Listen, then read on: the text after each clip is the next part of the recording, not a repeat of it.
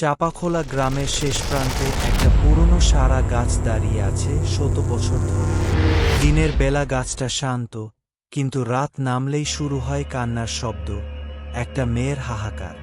লোকজন বলে বহু বছর আগে এক নববধূকে শ্বশুরবাড়ির লোকজন গাছে ঝুলিয়ে দিয়েছিল, কারণ সে অলক্ষ্মী। তার আত্মা নাকি গাছেই বাস করে। একদিন শহর থেকে আসা যুবক রাহুল শোনে গল্পটা।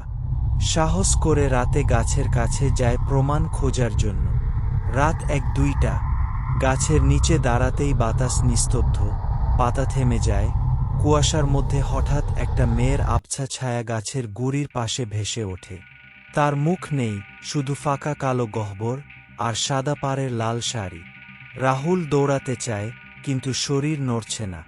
মেয়েটি ধীরে ধীরে কাছে আসে, ফিসফিস করে বলে, তুমি ওদের মতোই, আমাকেও ফেলে যাবে? পরদিন সকালে মানুষজন গাছের নিচে রাহুলের মোবাইল পায়, তাতে শেষ ভিডিও।